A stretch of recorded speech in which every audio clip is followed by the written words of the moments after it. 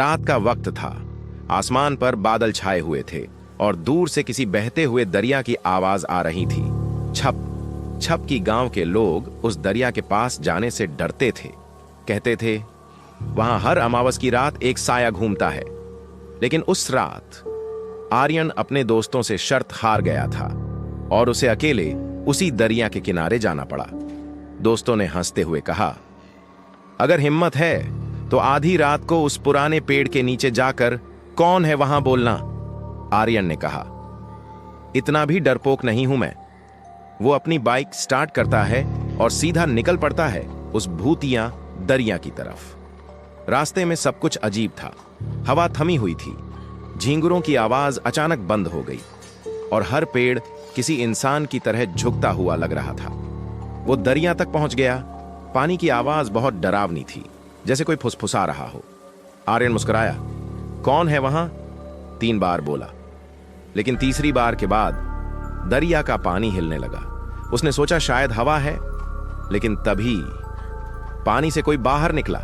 एक औरत थी, बाल गीले, आंखें पूरी सफेद और होठों पर डरावनी मुस्कान। आर्यन डर के मारे पीछे हटा, मगर वो औरत बोली, तूने मुझे बुलाया था ना, अब लौट कर कहां जाएगा? आर्यन चिल्लाया। कौन हो तुम? वो बोली, मैं वही हूं जिसे इस दरिया ने निगल लिया था 5 साल पहले। उसकी आवाज कांपती थी, जैसे कोई रो रहा हो। आर्यन के पैरों के नीचे की मिट्टी गीली होने लगी। उसने नीचे देखा, उसके पैर पानी में डूबने लगे थे। वो भागना चाहता था, मगर दरिया का पानी उसके चारों तरफ घूम गया। अचानक सब कुछ शांत हो गया और फिर पानी से कई हाथ निकले, काले सड़े हुए हाथ जो उसे नीचे खींचने लगे। आर्यन चिल्ला रहा था, बचाओ, कोई है। लेकिन वहां कोई नहीं था, सिर्फ वो और दरिया। सुबह जब सूरज निकला, पुलिस को आर्यन की बाइक दरिया किनारे मिली, लेकिन आर्यन नहीं मिला। सिर्फ एक चीज थी, मिट्टी में उभरे गहरे उंगलियों के निशान, जैसे किसी ने उसे पकड़कर नीचे खींच लिया हो।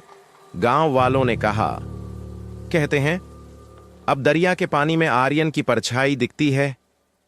कभी कभी रात में कोई। कौन है वहां?